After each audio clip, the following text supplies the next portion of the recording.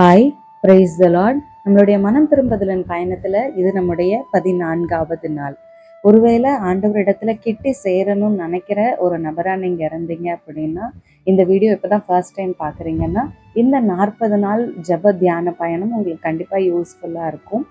இன்னைக்கு நம்மளுடைய 14வது நாள்ல நம்ம எரேமியா 3வது அதிகாரத்துல இருக்கிற ஆண்டவருடைய வார்த்தை குறித்து தான் நம்ம தியானிக்க போறோம். நேற்றைய தினத்துல நம்ம பார்த்தோம், யாக்கோபு 4ஆம் அதிகாரத்திலிருந்து இருமனமா நாம இருக்கக்கூடாது. நம்முடைய நினைவுகளை ஆண்டவரிடத்துல ஒப்பு கொடுக்கணும். நம்முடைய வாழ்க்கையை ஆண்டவரிடத்துல நம்ம ஒப்பு கொடுக்கணும். ஒரே ஊழியக்காரன் 2 எஜமான்களுக்கு வேலை செய்ய முடியாது அப்படின்னு சொல்லி நேற்றைய தினத்துல பார்த்தோம். ஆனா இப்படி நம்ம ஒருவேளை இருந்தோம் அப்படின்னா இதை குறித்து பைபிள் என்ன சொல்லுது, இதுல இருந்து நாம எப்படி வெளியே வர்றது, இதுல இருக்கிற விபரீதங்கள் என்ன அப்படின்னு சொல்லிதான் நாம இன்னைக்கு எரேமியா 3வது அதிகாரத்துல இருந்து நாம பார்க்க போகிறோம்.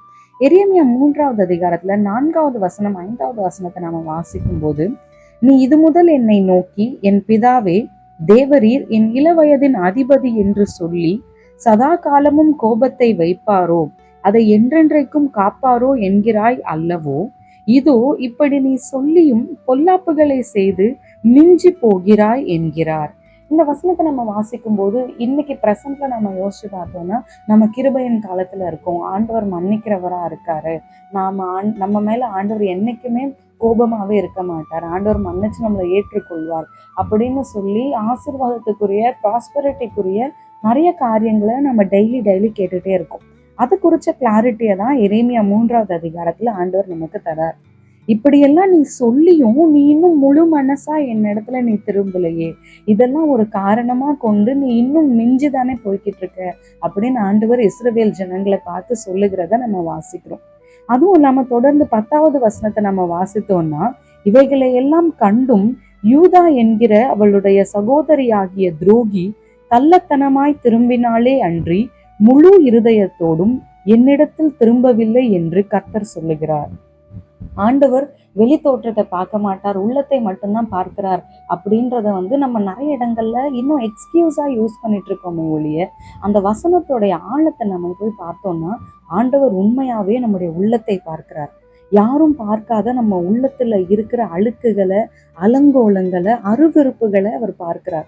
அப்ப நம்ம மனம் திரும்பும் போதும் ஏதோ ஒரு காரணத்திற்காக அல்லது ஃபியூச்சருடைய பயத்தினால அல்லது ஏதோ சும்மா அப்படி நாம சாரி கேட்கறது மட்டும்தானா, அல்லது உண்மையாவே நம்ம மனம் திரும்புறோமா அப்படின்னு ஆண்டவர் பார்க்கிறார். அததான் இந்த 10வது வசனத்தை சொல்றாரு, கள்ளத்தனமாய் திரும்பினாலே அன்றி முழு இருதயத்தோடும் என்னிடத்தில் திரும்பவில்லை என்று கர்த்தர் சொல்லுகிறார்.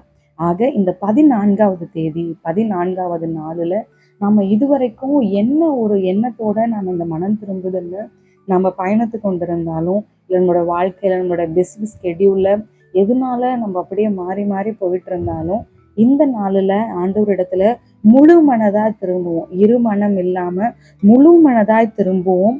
அப்போ அதனுடைய வசனம் சொல்லுது, நான் கிருபை உள்ளவர் என்று கர்த்தர் சொல்லுகிறார், நான் என்றைக்கும் கோபம் வைக்க மாட்டேன்.